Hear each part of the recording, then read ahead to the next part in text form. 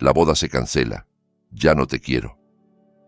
Andrés lo dijo lo bastante alto como para que todo el restaurante lo escuchara. El murmullo del público del sábado al mediodía en el bistró italiano de la colonia Roma, en la Ciudad de México, se apagó de golpe. Sentí unas 30 miradas girar hacia nuestra mesa junto a la ventana, la que él había pedido específicamente al llegar. Me quedé inmóvil, con el tenedor suspendido sobre mi plato de pechuga de pollo a la parmesana. Las palabras quedaron flotando en el aire como humo después de una explosión. En la mesa de al lado, sus amigos, a los que él había insistido en invitar para lo que llamaba una comida casual de fin de semana, observaban con una expectación apenas disimulada. Me llamo Camila y tengo 27 años. En ese momento, sentada frente al hombre con el que había compartido 4 años de mi vida, algo dentro de mí se movió en silencio. No fue un quiebre estruendoso, sino más bien el clic de una cerradura que por fin encaja. Dejé el tenedor con cuidado sobre el plato. Andrés me miraba con una expresión que ya había visto, pero que solo entonces reconocí del todo.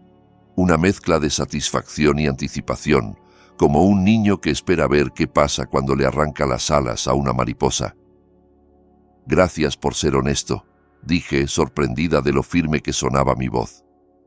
Sus cejas se alzaron un poco. No era la reacción que había imaginado. Llevé la mano izquierda al anillo de compromiso, el mismo con el que se había arrodillado en la cena de aniversario de sus padres 2 años y medio atrás, también asegurándose de que todos estuvieran mirando. Me lo quité despacio y lo guardé en el bolsillo interior de mi chaqueta. ¿Sabes qué?, continué, sintiendo cómo una calma extraña empezaba a extenderse dentro de mí. Creo que voy a hacer una fiesta de la gran escapada. Uno de sus amigos soltó una carcajada ahogada, y luego algunos más se rieron. La sonrisa de Andrés se ensanchó. Estaba disfrutando.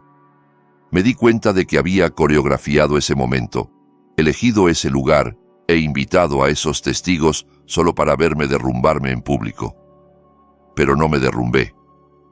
Una fiesta de la gran escapada. Repetí, más para mí que para nadie más. Sí, creo que esto lo merece. La risa en la mesa de sus amigos se fue apagando cuando notaron que yo no lloraba. No alzaba la voz.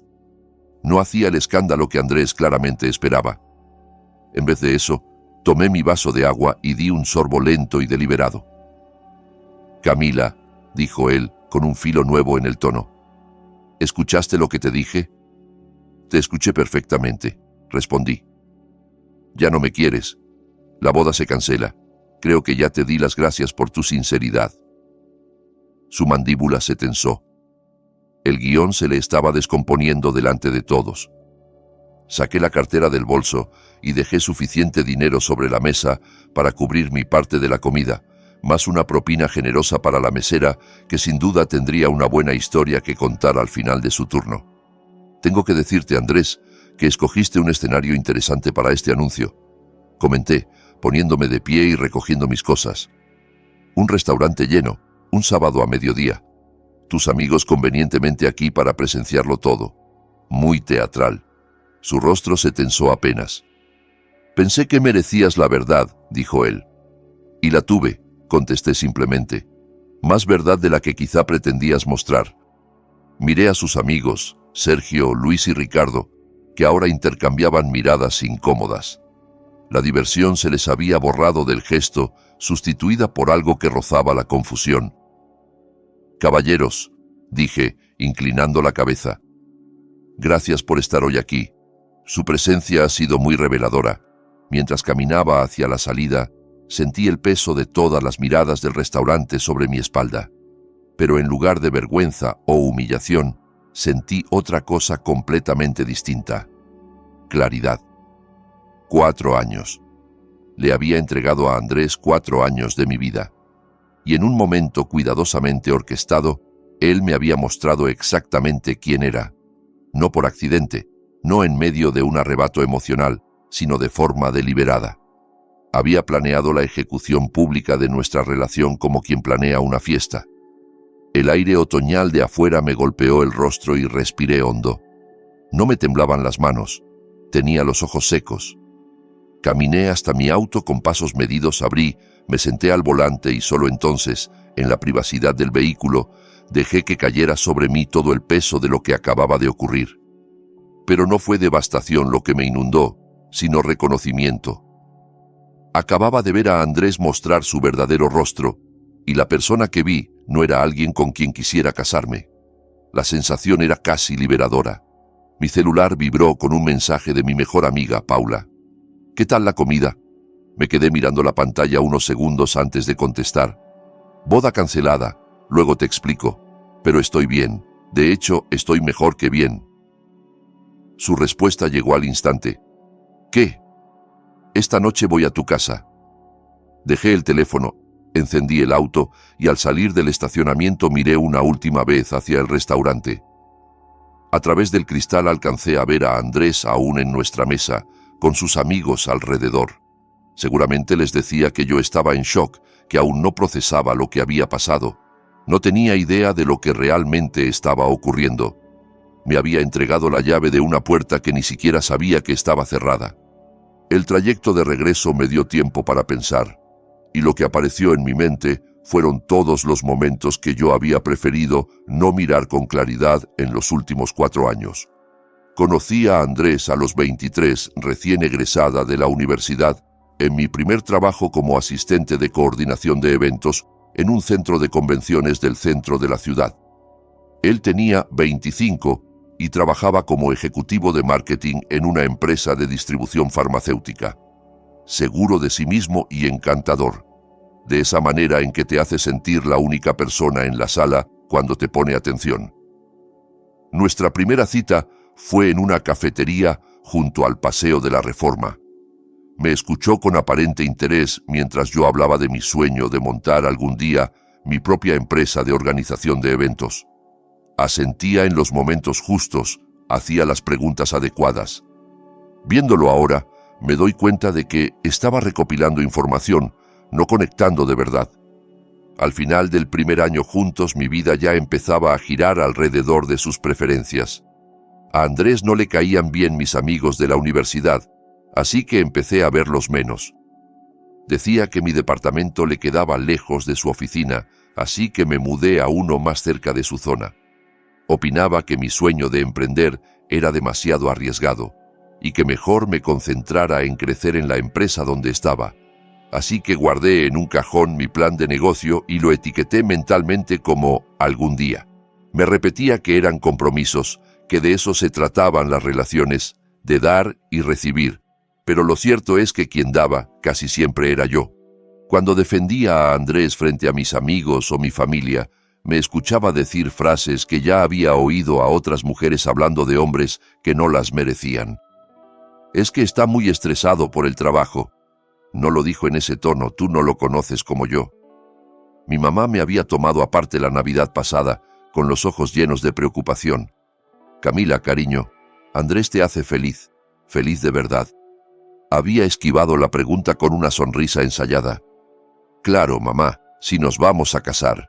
Pero feliz no era la palabra que yo habría elegido si hubiera sido honesta conmigo misma. Cómoda, tal vez, estable, invertida en la relación. Había dado tanto de mí que imaginar que aquello no funcionara era casi como admitir 4 años de fracaso. El compromiso llegó a los 18 meses. Andrés me pidió matrimonio en la fiesta del 40º aniversario de bodas de sus padres, arrodillándose frente a toda la familia extendida y su círculo social. Dije que sí frente a unas 200 personas con el celular en alto grabando la escena. ¿Qué otra cosa podía decir? Ahí debía haber reconocido el patrón. A Andrés le fascinaba tener público. Disfrutaba siendo el centro de atención. Adoraba los momentos que lo hacían quedar bien ante los demás. La propuesta nunca fue realmente sobre nosotros. Fue sobre la función. La organización de la boda se convirtió en otra serie de concesiones unilaterales. Yo quería una ceremonia íntima, con familia cercana y amigos de verdad. Andrés quería un gran evento con 300 invitados, la mayoría desconocidos para mí. Yo imaginaba un lugar sencillo, que reflejara nuestras personalidades. Él insistía en el salón de un hotel carísimo porque la gente de su entorno esperaba que alguien de su estatus celebrara ahí. Cada vez que yo intentaba poner límites, tenía una habilidad especial para hacerme sentir poco razonable. No se trata solo de ti, Camila, repetía. Se trata de nuestro futuro. La gente que va a estar en la boda son personas que necesitamos para nuestras carreras. Nuestras carreras. En realidad hablaba de la suya. Mi trabajo como organizadora de eventos no dependía de impresionar a ejecutivos farmacéuticos y sus esposas.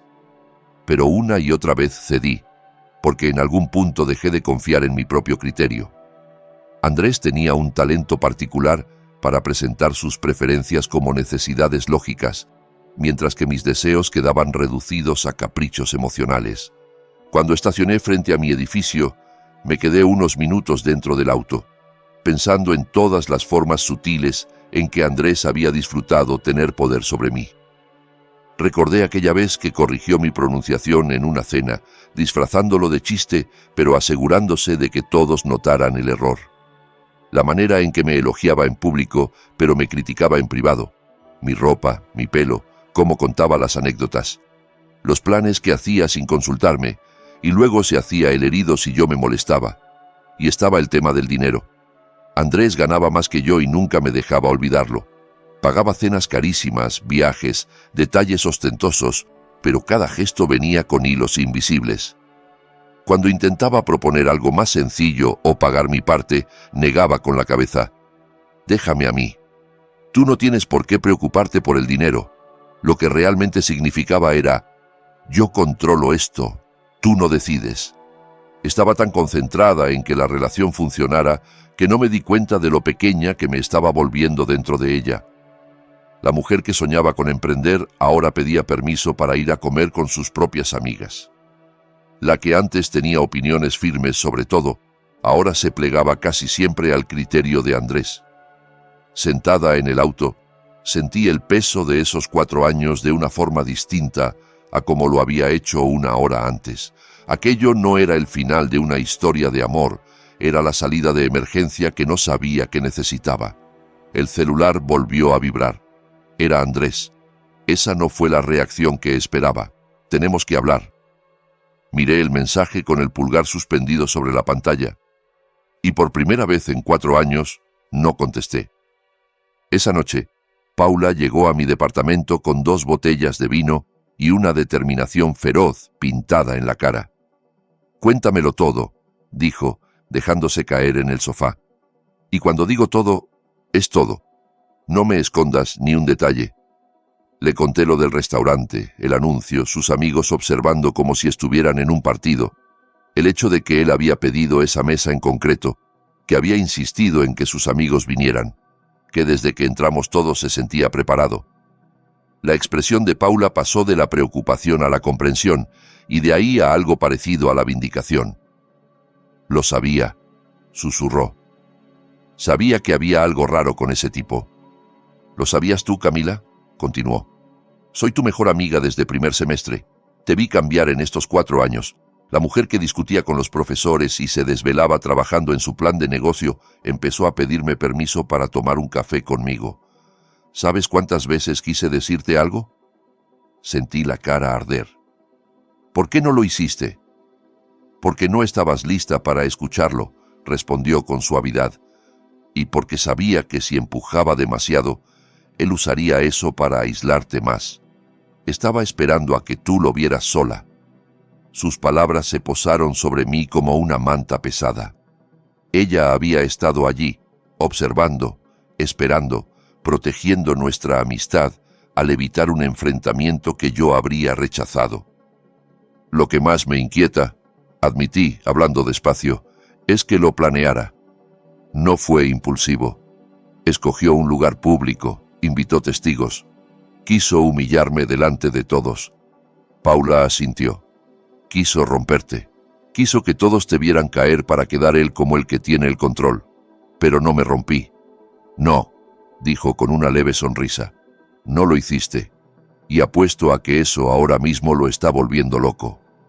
Como si fuera una señal, mi celular volvió a vibrar. Otro mensaje de Andrés. Creo que estás en shock. Esta no eres tú. Llámame cuando estés lista para una conversación de verdad. ¿Qué quiere?, preguntó Paula. Cree que estoy en shock. Le desconcierta que no le suplique que reconsidere. Paula soltó una risa sin humor. Claro, hombres como Andrés esperan cierto guión. Llanto, desesperación, ruegos. Cuando no obtienen eso, se quedan sin saber qué hacer. Puse el teléfono boca abajo sobre la mesa de centro. Sus amigos se reían al principio, le conté. Cuando me quité el anillo y dije que iba a hacer una fiesta de la gran escapada, lo tomaron como un chiste, como si estuviera delirando y no entendiera lo que pasaba. ¿Y qué hizo que dejaran de reír? Pensé un momento. Que no me derrumbara, que le diera las gracias por su sinceridad y me fuera con la cabeza en alto. No supieron qué hacer con eso. Paula sirvió 2 copas de vino y me pasó una. Entonces, esa fiesta de la gran escapada, ¿de verdad la vas a organizar? La idea había salido de mi boca como un reflejo en el restaurante, una especie de escudo nacido de un instinto que en ese momento no entendí. Pero cuanto más la pensaba, más sentido tenía. Creo que sí, dije, pero no por las razones que él se imagina, no para burlarme de él ni para montar un drama. Quiero recuperar la historia antes de que él la reescriba. ¿Cómo así? Andrés va a contarle a la gente su versión. Se va a pintar como el héroe que tuvo que terminar con una mujer que no era adecuada para él. Va a hacerme ver patética, loca o ambas cosas. Pero si yo hago una fiesta celebrando mi gran escapada, si enmarco esto como algo bueno que me pasó, no como algo que me hicieron, le quito ese poder. Los ojos de Paula brillaron. Es brillante. No eres la prometida plantada llorando en la almohada. Eres la mujer que esquivó una bala y festeja su libertad. Exacto. Hablamos durante horas y con cada hora más piezas encajaban. Paula me ayudó a ver cosas que yo estaba demasiado cerca para notar. Cómo sus halagos siempre tenían condiciones, cómo sus gestos de bondad venían con expectativas de gratitud, cómo me había ido separando de cualquiera que pudiera cuestionar su influencia. Hay algo más, añadí cuando la noche avanzaba. Algo sobre cómo estaban colocados sus amigos en el restaurante. Sergio estaba grabando con el celular. Lo vi cuando me levanté. La expresión de Paula se endureció. Quería video. Quería tener filmada tu humillación. No fue solo una ruptura pública, fue una producción. Quería material que pudiera compartir, algo que consolidara el relato que estaba construyendo. Por eso se quedó tan confundido cuando no lloré, cuando mi reacción no fue buen contenido. No sabía todavía para qué quería ese video, pero estaba claro que había algo más detrás de todo aquello. Andrés no había montado semejante espectáculo solo para terminar conmigo. Había una motivación más profunda que aún no alcanzaba a ver. Necesito entender por qué, dije en voz baja. No para cambiar nada, sino para saber con qué estaba lidiando en realidad. Paula me apretó la mano. Lo que descubras, aquí estoy. Y, por si sirve de algo, estoy orgullosa de ti. La mujer que vi hoy en ese restaurante es la que llevo esperando ver 4 años. Miré a mi amiga, la que se había quedado a mi lado incluso cuando yo no supe defenderme a mí misma, y sentí, por primera vez, algo parecido a la esperanza. Mañana empezaría a escarbar. Esa noche solo iba a descansar. Los días siguientes se llenaron de mensajes de Andrés, cada vez más confusos y luego cada vez más irritados. Domingo por la mañana. Este silencio es infantil. Llámame.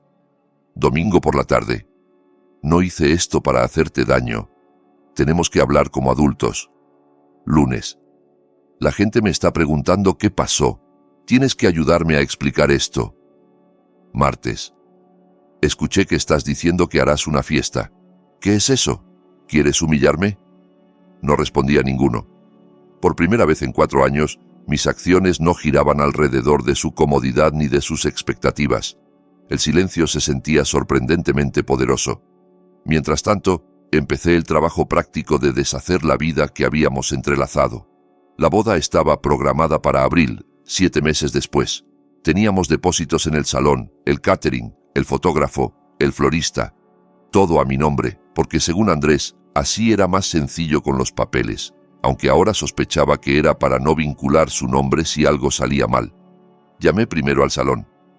La coordinadora, una mujer llamada Patricia, con quien ya había trabajado varias veces, fue comprensiva cuando le conté lo ocurrido. «El depósito no es reembolsable», dijo disculpándose, «pero dadas las circunstancias puedo ofrecerte un crédito para cualquier evento futuro». «De hecho», respondí, con una idea formándose, «quizá quiera usar el espacio antes de lo previsto. ¿El próximo mes tendrías fechas?» Patricia se sorprendió, pero sonó intrigada. «¿Qué tipo de evento estás planeando?»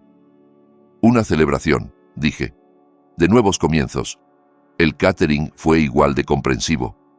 El fotógrafo se ofreció a devolverme la mitad del depósito como gesto de buena voluntad. El florista, Domingo, que se había vuelto casi un amigo en esos meses, dijo que estaría encantado de hacer arreglos para lo que fuera que estaba organizando, sin cobrar mano de obra. Cada conversación reforzaba algo de lo que me había dado cuenta durante las eternas reuniones de planificación. La gente con la que trabajaba había visto cosas que yo no. Cuando les dije que la boda se cancelaba porque mi prometido había terminado conmigo, más de una respuesta sonó a variaciones de «Lo siento, pero la verdad me preguntaba cuánto iba a durar». «¿A qué te refieres?», le pregunté a Domingo, el florista del centro, que me había ayudado a buscar opciones sostenibles. «Camila, cada vez que venías estabas tensa y pidiendo disculpas», respondió. «Cambiabas cosas porque él quería otros colores, otras flores, otras cantidades. Todas las novias cambian cosas, pero tú parecías estar intentando complacer a alguien que no se podía complacer. Y no, así no debería sentirse organizar una boda». Sus palabras se quedaron dando vueltas en mi cabeza mucho después de colgar. Para el miércoles ya tenía más claro cómo serían las siguientes semanas. La fiesta de la gran escapada sería en el mismo salón donde habríamos hecho la recepción de la boda, usando el depósito ya pagado. La fecha, 3 sábados después, el tiempo justo para planear sin que la historia se enfriara. Empecé a armar la lista de invitados y ahí las cosas se pusieron interesantes. Andrés y yo habíamos organizado la boda juntos, lo que significaba que yo tenía acceso a todos los documentos compartidos, incluida la lista maestra de invitados. Al revisarla, encontré algo que me hizo detenerme. Había una lista aparte que yo no había creado ni visto antes. Se llamaba Notificaciones Prioritarias y tenía unos 40 nombres. Amigos de Andrés, colegas, algunos familiares suyos a los que apenas conocía. Al lado de cada nombre, una nota. Actualización boda. Enviar de inmediato. Abrí el historial de cambios del documento y sentí cómo se me apretaba el estómago. Andrés había creado esa lista 2 semanas antes del almuerzo del sábado. 2 semanas antes de terminar conmigo. Llevaba mínimo 14 días planeando su gran anuncio. La lista paralela sugería que tenía preparado un mensaje específico para esa gente, algo que quería que recibieran justo después de la ruptura. Seguí hurgando en nuestros archivos compartidos y encontré el borrador del mensaje que pensaba mandar. Como algunos fueron testigos hoy, tomé la difícil decisión de terminar mi compromiso con Camila.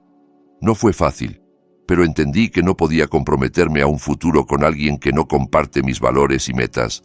Agradezco su apoyo en este momento y espero que respeten mi necesidad de privacidad mientras sigo adelante. El texto lo presentaba como alguien sensato y valiente. A mí, como el problema. Había más. En su carpeta de enviados encontré mensajes a sus amigos de esa misma mañana, antes de que llegáramos al restaurante. «Hoy es el día. Nos vemos en el bistró a las 12:30. Quiero que estén ahí para ver». Y la respuesta de Sergio: «Por fin. Llevo esperando esto. Voy a grabar todo». Lo habían planeado juntos. Sus amigos no eran testigos inocentes, eran cómplices en una humillación pública deliberada. Tenía las manos temblando mientras seguía leyendo. Otro mensaje, esta vez para una tal Rebeca, enviado la noche anterior. «Mañana termino con Camila. Sé que has sido paciente. Ya quiero ser libre y empezar nuestra nueva etapa. Rebeca. Yo no conocía a ninguna Rebeca, pero claramente él sí, lo suficiente como para hablar de nueva etapa mientras seguía comprometido conmigo. Me recosté en la silla, tratando de digerirlo todo. No era solo que hubiera planeado la ruptura, había montado una campaña completa. Tenía un reemplazo preparado, una audiencia reunida, un relato listo y el deseo de obtener evidencia de mi supuesto colapso. Lo único que no había previsto era que yo me negara a romperme. El celular volvió a vibrar con otro mensaje suyo. No entiendo por qué me ignoras. Esto no es sano. Por primera vez desde el sábado le contesté: no te estoy ignorando, simplemente ya no voy a tener conversaciones que solo sirven a tus necesidades y van en contra de las mías. Creo que ya terminamos de hablar. Su respuesta llegó de inmediato. ¡Qué fría! Esperaba más de ti. Apagué el celular y regresé a los documentos. Había más por descubrir y pensaba encontrarlo. Mientras seguía investigando, la imagen se hizo más nítida. Andrés llevaba meses, no semanas, preparando su salida. La evidencia estaba repartida por documentos, correos y registros de nuestra cuenta compartida de telefonía, pequeñas migas que contaban una historia que yo, confiada, no había querido ver. Rebeca no era algo reciente. Revisando con calma los registros de llamadas, vi que se comunicaban desde principios de verano, 5 meses antes de la escena en el restaurante. Las llamadas, cortas e infrecuentes al principio, se volvían más largas y regulares con el tiempo. No podía ver los mensajes, pero no me hacían falta. El patrón era claro. Había estado cultivando otra relación mientras seguía comprometido conmigo, y la ruptura pública no fue un final, sino una transición. Lo que aún no entendía era por qué tenía que ser tan público. Si quería irse con otra persona, podría haberlo hecho en privado. El teatro del restaurante apuntaba a otra cosa. La respuesta llegó de una fuente inesperada. Paula me llamó el jueves por la tarde, con la voz tensa de rabia contenida. Acabo de enterarme de algo que tienes que saber. Una compañera del trabajo es amiga de la novia de Sergio, y al parecer, en su círculo se ha hablado mucho de lo del sábado. ¿Qué dicen? Según esta chica, Andrés lleva meses diciéndoles a sus amigos que eres emocionalmente inestable, que eres pegajosa, controladora, que haces escenas cuando no se hace lo que quieres, que le da miedo cómo podrías reaccionar si terminaba contigo en privado. Sentí que se me escapaba el aire. Eso no es cierto, nada de eso es cierto. Lo sé, dijo Paula con firmeza. Pero ese es el relato que estaba construyendo. La ruptura pública no fue solo por show. La hizo para tener testigos. Quería que vieran cómo reaccionabas, para poder usarlo como prueba de tu inestabilidad. Pero no reaccioné como esperaba. Exacto, y por eso está desesperado. Todo su plan dependía de que tuvieras un ataque frente a todos. Como no lo hiciste, su historia dejó de cuadrar. Recordé a Sergio, sosteniendo el teléfono en alto. Quería pruebas en video, concluí. Pruebas de que tenía razón al dejarme. Pruebas de lo loca que supuestamente soy. En lugar de eso, tiene un video mío dándole las gracias y saliendo con dignidad. El nivel de manipulación era más elaborado de lo que imaginaba. Andrés no solo había planeado una ruptura, había levantado un caso en mi contra. Llevaba meses construyendo su papel de víctima que escapa de una relación difícil. Cada elemento estaba calculado. El lugar, los testigos, la grabación, los mensajes preescritos a su gente. Y yo, por no seguir su guión, había tirado abajo toda la escenografía. Colgué con Paula y me quedé pensando en todas las veces que en 4 años Andrés me había dicho lo que supuestamente otros pensaban de mí. Tus amigas dicen que eres muy intensa. Mi mamá cree que no eres suficientemente ambiciosa. Un colega me comentó que te ve distante en las reuniones. Yo absorbía esos comentarios, cambiaba mi conducta, intentaba arreglar problemas que quizá ni existían. Nunca se me ocurrió que fuera él quien estaba sembrando esas percepciones, envenenando opiniones, construyendo un expediente contra mí, ladrillo a ladrillo. La magnitud del engaño era abrumadora.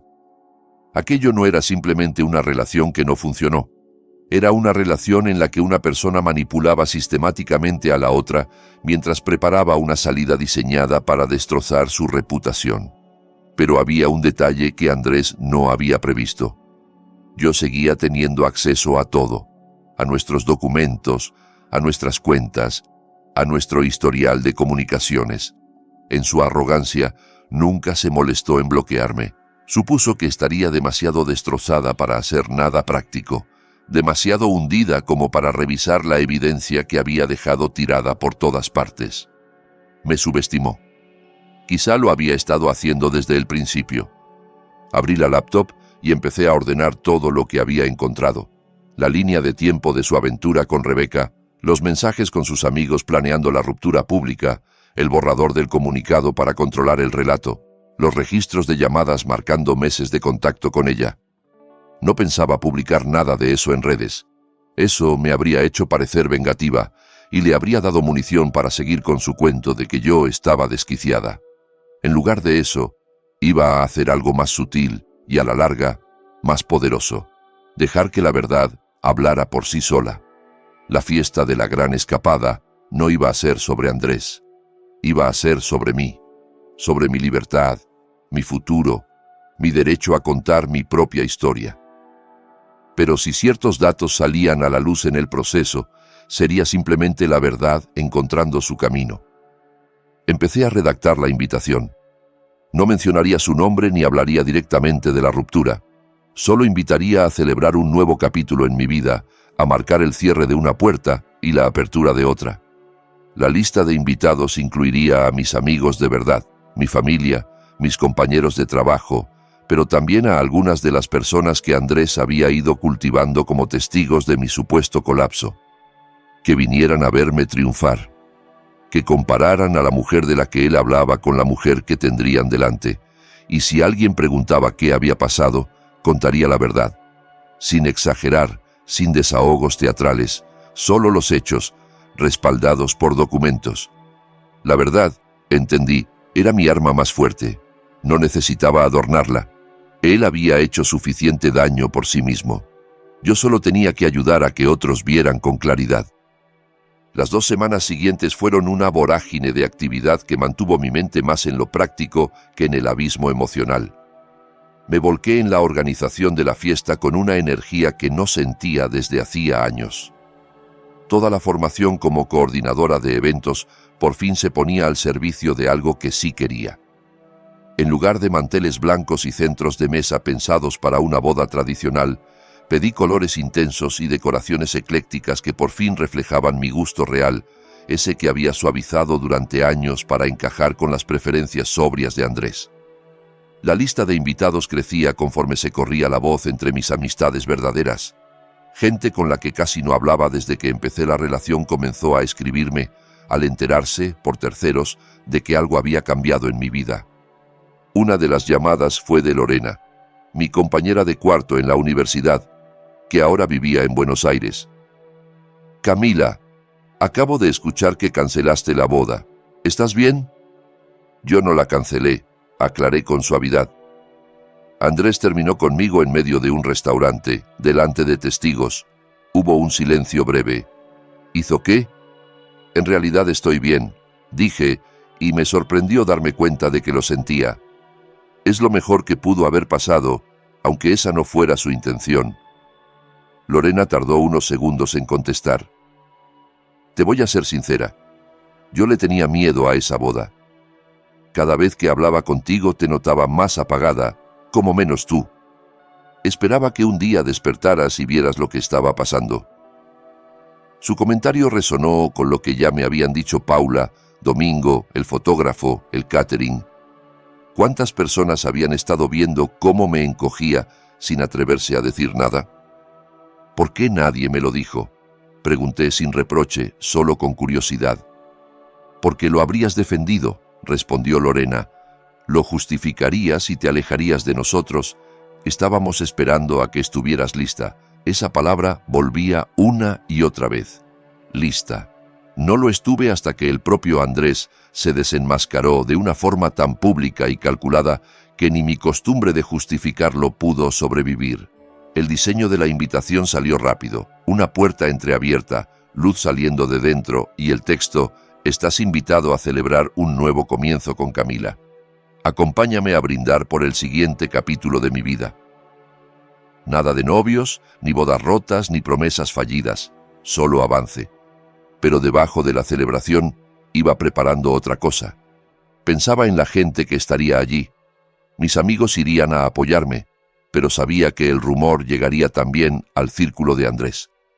Algunos vendrían por curiosidad, otros por morbo. Unos cuantos, para luego reportarle lo que habían visto. Quería que todos se encontraran con una versión muy concreta de mí, no rota, no resentida, sino genuinamente en reconstrucción y en pie. Quería que percibieran la distancia entre la Camila inestable y pegajosa de su relato y la mujer segura que organizaba su propia fiesta.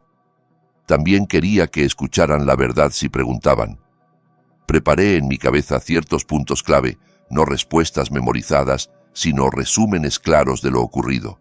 Si alguien preguntaba por la boda, explicaría, sin dramatizar, que Andrés había terminado conmigo en un restaurante, rodeado de amigos a los que invitó exprofeso para presenciarlo.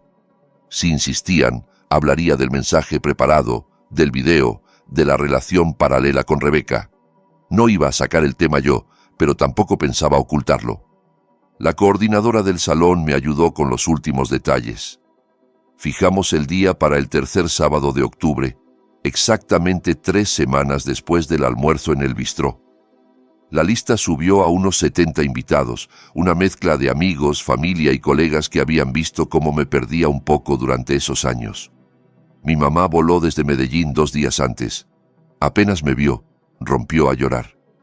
«Mamá», dije abrazándola, «estoy bien, de verdad». «Lo sé», respondió secándose las lágrimas. «Por eso lloro. He estado tan preocupada que ahora, por fin, vuelvo a ver a mi hija». Me ayudó con los preparativos finales y hablamos con más honestidad que en mucho tiempo. Me confesó las conversaciones con mi papá, las dudas sobre si debían intervenir, la decisión dolorosa de esperar a que yo misma encontrara la salida. «Recé por algo así», admitió. «No por la humillación, pero sí por la claridad. Quería que lo vieras como realmente es». «Pues vaya si me lo mostró», dije. La noche antes de la fiesta recibí un último mensaje de Andrés, más largo que los anteriores, con un tono casi desesperado. «He oído cosas sobre esta fiesta que estás planeando. La gente habla. Creo que estás cometiendo un error. Sea lo que sea que pienses decir de mí, recuerda que yo también tengo mi versión. He sido paciente, pero si intentas dejarme mal, voy a responder. Piensa bien lo que haces». Lo leí 2 veces y luego lo borré sin contestar. Tenía miedo. Sentía que el relato se le escapaba de las manos y no sabía cómo recuperarlo. Llevaba meses construyendo la historia del pobre Andrés, víctima de una Camila inestable, pero la mujer que la gente veía ahora no encajaba con esa caricatura. Me acosté con algo que hacía tiempo no sentía. Anticipación. No miedo, no ansiedad, no el eterno cálculo de sus reacciones, solo ganas de ver qué vendría después. Las invitaciones habían salido un martes y para el jueves ya empezaban las llamadas. Personas que habían estado en el bistró ese sábado buscaban a conocidos en común para averiguar qué estaba pasando. La invitación por sí sola era inocente, pero combinada con los rumores, levantaba preguntas. La novia de Sergio le escribió a una amiga, que luego le escribió a Paula, tratando de enterarse de qué planeaba yo. La esposa de Ricardo llamó a una compañera de trabajo mía, pescando información sobre mi estado anímico. Hasta gente con la que apenas había cruzado palabra mostró de pronto un enorme interés en asistir. Andrés, mientras tanto, hacía malabares. Supe por varias fuentes que se había pasado la semana llamando gente, intentando adelantarse a cualquier historia que creyera que yo iba a contar. Presentaba la fiesta como prueba de mi desequilibrio. ¿Quién organiza una celebración 3 semanas después de que la dejan en público? Decía que era una crisis, un grito de atención, que no deberían alimentar mi conducta asistiendo. Sus advertencias tuvieron el efecto contrario. Cada persona a la que llamó se volvió más curiosa. Cuando comparaban sus explicaciones frenéticas con la imagen que guardaban de mí saliendo del restaurante tranquila, la suma no cuadraba. El día antes de la fiesta, recibí una llamada inesperada. La hermana menor de Andrés, Carla. «Camila», dijo con cautela, «supe lo que pasó y escuché que estás organizando una fiesta. Quería saber cómo estás. Nunca habíamos sido muy cercanas». Ahora entendía que él había preferido mantenerme a cierta distancia de su familia, pero ella siempre fue amable en las reuniones. «Aprecio que llames», respondí. «Estoy bien, de verdad». «No sé todo lo que pasó entre tú y mi hermano», continuó. «Él tiene su versión y supongo que tú tienes la tuya, pero quiero que sepas que nunca me creí lo que decía de ti». «¿Qué decía?» Hubo una pausa. «Que eras difícil, emocional, que le daba miedo dejarte por cómo podías reaccionar». Tomó aire. «Pero Camila, yo te vi en las reuniones familiares durante 4 años. Nunca fuiste nada de eso. Eras tan complaciente que a veces daba cosa. Llegué a preguntarme por qué no le llevabas la contraria en nada». Sus palabras tocaron algo muy hondo. «No lo hacía porque creía que eso era amar», murmuré. «Lo sé», dijo en voz baja. «Y siento que nadie te dijera nada antes. Mi mamá está haciendo preguntas desde la semana pasada y creo que también está empezando a verlo diferente». Al colgar, me quedé un buen rato pensando en esa grieta en el muro de Andrés. Si su propia hermana dudaba del relato, ¿cuántos más lo harían pronto? El salón se veía hermoso cuando llegué el sábado por la mañana para la revisión final. El lugar que iba a ser escenario de una boda que ya no existía se había transformado en algo vibrante y personal. Los colores eran cálidos e intensos, naranjas profundos, morados ricos, toques dorados. Luces colgantes cruzaban el techo, y los centros de mesa mezclaban girasoles con flores silvestres en lugar de las rosas blancas impecables que Andrés había escogido. Mi mamá me encontró parada en medio del salón, girando lentamente. «¿Cómo te sientes?», preguntó. «Libre», contesté. «Me siento libre». Los invitados empezaron a llegar a las 7. Primero apareció Paula, luego Lorena, que había volado desde Argentina, y después una corriente constante de rostros que no veía desde hacía años. Amigos de la universidad, antiguos compañeros de trabajo, primos y tías que siempre me habían querido bien, pero que yo había mantenido a cierta distancia por insistencia de Andrés. Cada llegada era una especie de regreso a casa. Esa era mi gente. Las personas de las que él decía que no entendían nuestra relación, que eran negativas, que debía enfocarme en nuestra vida en común, en lugar de mantener vínculos individuales. Y sin embargo, ahí estaban, volviendo a mí sin reproches. Para las 8, el salón estaba lleno, y la energía era exactamente la que yo había imaginado, cálida, festiva, genuinamente alegre. La gente reía, retomaba conversaciones de años atrás, me preguntaba por mis planes futuros, y poco a poco comenzaron las preguntas inevitables. «A ver, dime la verdad», me dijo Lorena, llevándome a un rincón. «Lo que él está contando no cuadra con la mujer que estoy viendo hoy». Respiré hondo y le conté. La ruptura planeada, los testigos, la grabación, la relación con Rebeca que llevaba meses, los mensajes preescritos.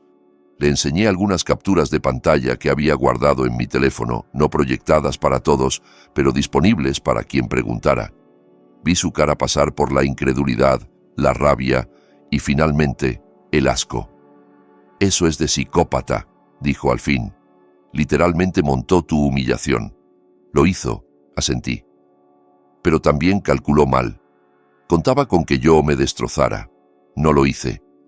La historia empezó a correr por la fiesta más rápido de lo que imaginé. Para las 9 había pequeños grupos hablando en serio, celulares pasando de mano en mano, expresiones que cambiaban conforme se alineaban las piezas. Yo no tuve que hacer nada grandilocuente. Solo respondí preguntas con calma y dejé que la gente viera lo que quisiera ver. El punto de inflexión llegó cuando Verónica, la esposa de Ricardo, se acercó a mí. Ella había estado en el bistró, sentada con el grupo de amigos de Andrés, mirando la escena desde su mesa. «Camila», dijo, con la voz tensa, «te debo una disculpa». La miré, sin saber qué esperar. Cuando Andrés nos contó lo que iba a hacer, Ricardo lo pintó como una especie de intervención. Dijo que tu relación era mala para él y que necesitaba apoyo de amigos para terminarla. No sabía nada de la grabación. No sabía nada de Rebeca.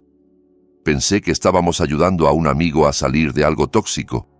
Y ahora tragó saliva. Ahora me siento enferma. Fui parte de algo cruel y ni siquiera lo vi. La manera en que te mantuviste en pie ese día no se me quitó de la cabeza en toda la semana. No es así como reacciona alguien inestable. Verónica no fue la única con revelaciones. Durante el resto de la noche escuché historias similares. Supe que Sergio estaba siendo cuestionado por su novia sobre por qué había participado. Que Luis evitaba contestar los mensajes de Andrés. El círculo que él había reunido para presenciar mi caída empezaba a tomar distancia del hombre que había armado el espectáculo. Y entonces, alrededor de las 10, apareció él. Lo vi antes de que me viera, parado en la entrada del salón, escaneando la sala con una furia apenas contenida. Llevaba puesta la camisa que yo le había regalado en su cumpleaños, detalle que no sabía si era casualidad o provocación. El murmullo de la fiesta no se extinguió por completo, pero el aire cambió. Varias conversaciones se apagaron. Las miradas se dirigieron a él mientras avanzaba hacia mí. «Camila», dijo con la voz tensa, «¿se puede saber qué crees que estás haciendo?» Me giré para encararlo, manteniendo el rostro sereno. «Estoy organizando una fiesta, Andrés. Tú no estás invitado». «Estás intentando destruirme», escupió. «Les estás contando mentiras a todos. Estás enseñando cosas manipuladas». «No he dicho nada que no sea verdad», contesté. «Y todo lo que he mostrado salió de nuestros archivos compartidos. Archivos que tú mismo creaste». Su cara empalideció un instante y luego se tiñó de rojo. «Revisaste mis cosas». «Nuestras cosas», corregí. «Las mismas a las que siempre tuve acceso. Las mismas que nunca te molestaste en proteger porque asumiste que estaría demasiado destrozada para hacer nada». A nuestro alrededor, la gente ya no fingía no escuchar. Verónica nos miraba con los ojos muy abiertos. Lorena, a unos metros, tenía el celular en la mano, claramente grabando. «Esto es una locura», dijo Andrés, subiendo el tono. «Estás loca. Es exactamente lo que le dije a todos. Eres inestable, vengativa». «Andrés», lo interrumpí, levantando la mano. «Mira alrededor. Mira las caras de la gente que me conoce desde antes que tú. ¿De verdad crees que me ven así? ¿Que se tragan esa historia después de lo que han visto?» Observó la sala. Lo que encontró fueron miradas que oscilaban entre la decepción y el desprecio. «Planeaste humillarme en público», seguí sin subir la voz. «Hiciste que tus amigos lo grabaran. Tenías mensajes listos antes de esa comida. Llevaste meses con tu aventura con Rebeca mientras seguías comprometido conmigo. Todo eso está documentado. Todo es verdad». «No entiendes», empezó, pero ya no había convicción en sus palabras. «Entiendo perfectamente», respondí. «Necesitabas que yo me hiciera pedazos para poder señalar mi dolor como prueba de que tenías razón al dejarme. Como no te di ese espectáculo, perdiste el control del relato. Y ahora entras a una fiesta a la que no te invitaron, intentando recuperarlo, y terminas de demostrarle a todos quién eres». El silencio que siguió fue implacable. Andrés miró otra vez a su alrededor, vio cómo se sostenían las miradas, cómo nadie acudía en su defensa, y al final se dio la vuelta y se fue. La fiesta continuó después de su salida, pero el ambiente había cambiado de forma sutil. Había una sensación de exhalación colectiva, como si todos hubieran presenciado algo importante y lo estuvieran procesando juntos.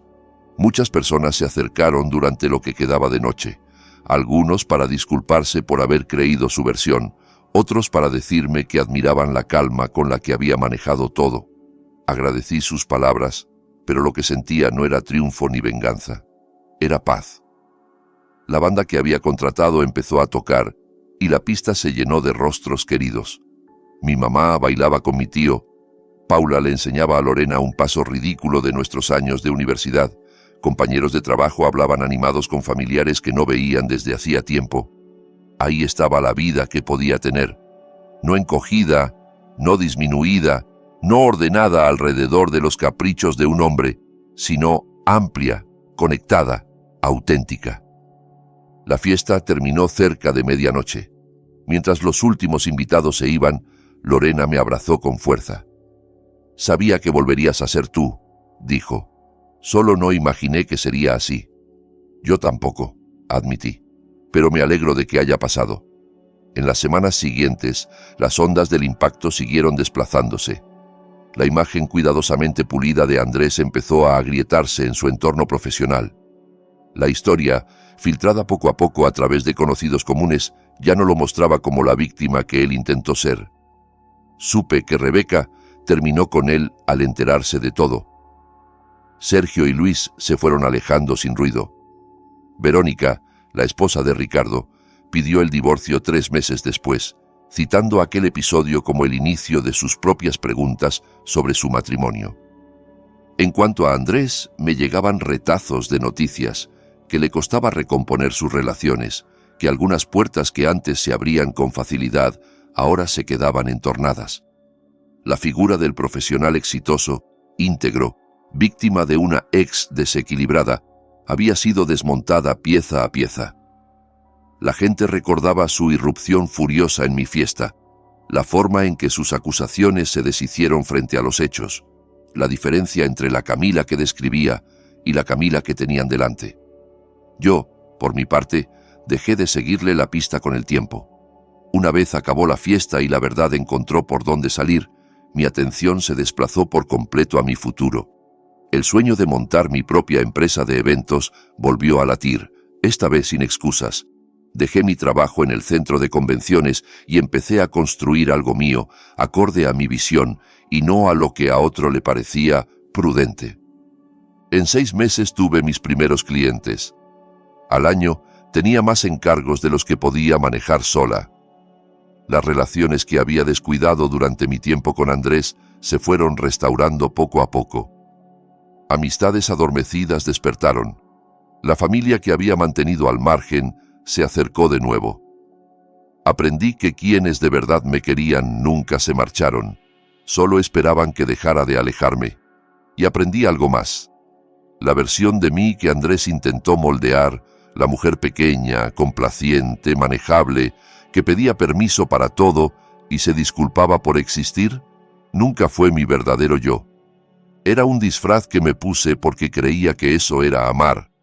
Descubrí que el amor real no exige que te hagas pequeña. El amor real celebra que seas quien eres. Un año después de aquel almuerzo de sábado, estaba en mi nueva oficina revisando contratos cuando me dio por mirar hacia atrás. Me enteré, a través de conocidos, de que la empresa farmacéutica donde Andrés trabajaba había reestructurado su departamento 6 meses después de la fiesta y que él estaba en la lista de los que se quedaron fuera.